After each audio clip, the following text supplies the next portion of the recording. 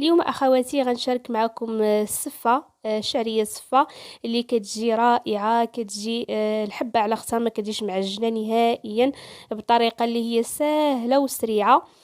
كتجي رائعه صراحه، الله ناجحه 100%، ما تعجن لكم ما والو، وبطريقه سريعه سريعه بزاف.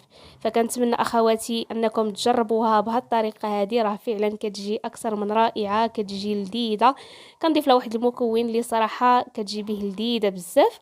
فكنتمنى ان شاء الله تجربوها بهالطريقه هذه، انا متاكده غتولي معتمده عندكم، طريقه سهله مهله وسريعه وكتجي بها زوينه وناجحه.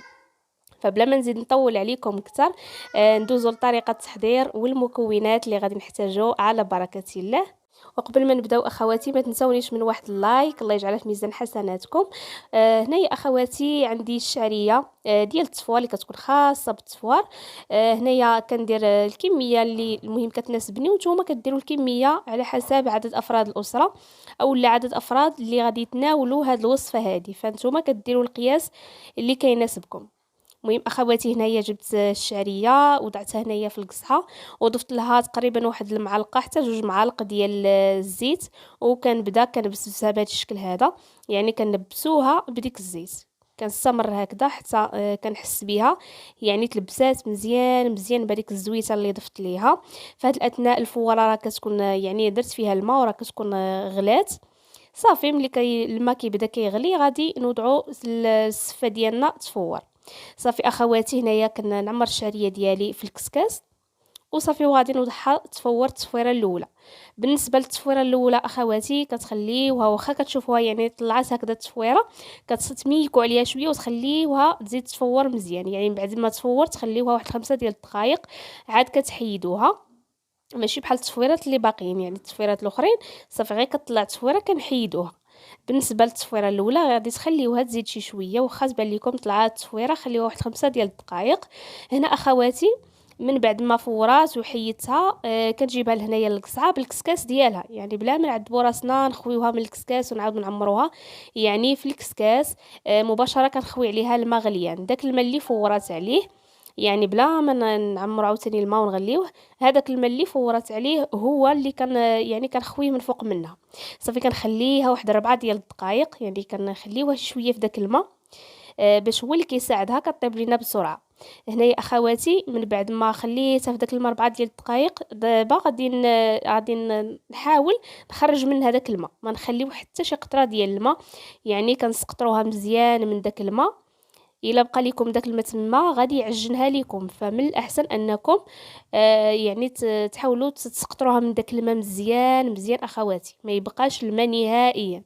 كيف ما شفتوا انا جبت واحد الملعقه وضغطت عليها باش داك الماء كيخرج ما كيبقاش لينا في الكسكاس.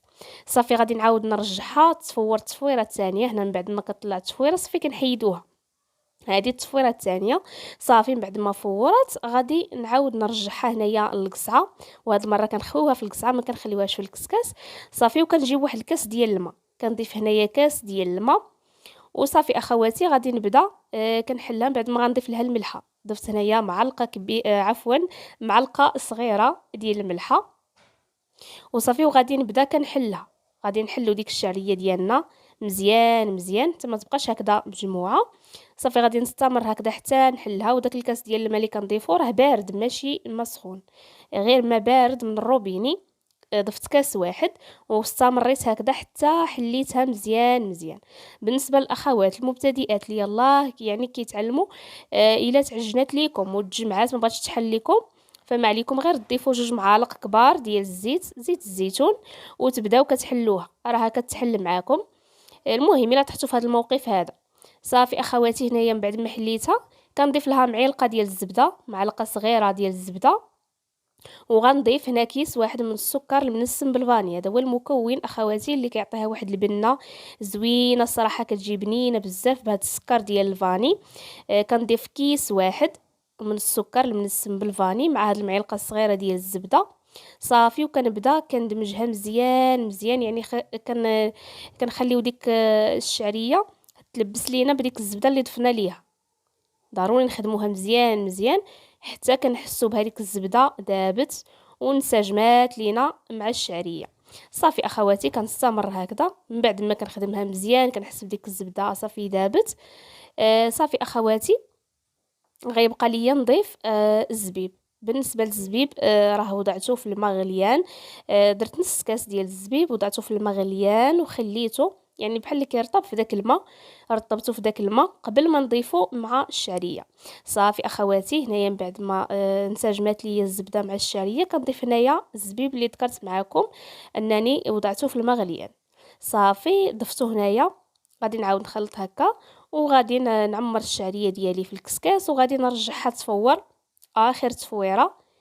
وغادي نقدموها ان شاء الله. راه كطيب بسرعه كيف كتشوفوا معايا بطريقه اللي سهله مهله يعني في رمشه عين غادي تحضريها. صافي من بعد ما عمرتها بهذا الشكل صافي غادي نرجعها تفور كيف قلت لكم اخر تفويره اللي هي التفويره الثالثه. يعني كنفوروها 3 ديال التفويرات.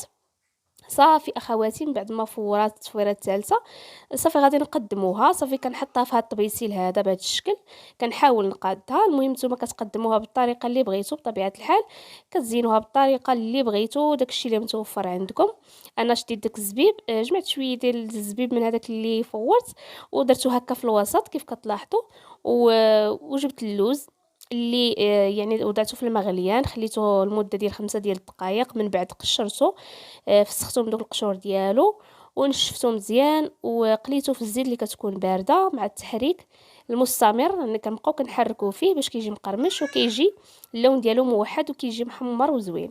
صافي كنستف اللوز حتى هو بهذا الشكل هذا. من بعد ما استفتو هكا دورته بالزبيب عاوتاني درت هكا خطوط باللوز. درت كاوكاو كونكاسي محمر وغنضيف كذلك هكا خطوط بالقرفه. وصافي اخواتي وغادي نضيف حتى خطوط من السكر كلاصي او السكر الثقيل. صافي اخواتي والسفه ديالنا كتكون حاضره وكتكون واجده. كتجي رائعه فعلا كتجي زوينه بزاف وكتجي ناجحه وكتجي الحبه على اختها. يعني ما كتجي لا معجنه لا والو وكتجي بنينه بزاف ما تشبعوش من البنه اللي فيها. فضروري ان شاء الله تجربوها بهذه الطريقه هذه وتخليوا لي ارائكم في التعليقات. انا متاكده مليون في المية انها غادي تعجبكم بزاف. راه فعلا كتجي ناجحه وكتجي زوينه بزاف. فغنكونوا اخواتي وصلنا لنهايه الفيديو. ما بقى لي نقول لكم غير بسلامه عليكم ونتلاقاو مع فيديو جديد ومع وصفه جديده ان شاء الله. وإلا عجبكم هذا الفيديو هذا واستفدتوا من هذه الوصفه فما تبخلوش عليا اخواتي من لايكاتكم وشي تعليقات زوينه للتشجيع فضلا منكم وليس امرا. الله يجعلها في ميزان حسناتكم اخواتي. فنتلاقاو مع فيديو جديد ومع وصفه جديده ومع السلامه. دمتم في رعايه الله وحفظه.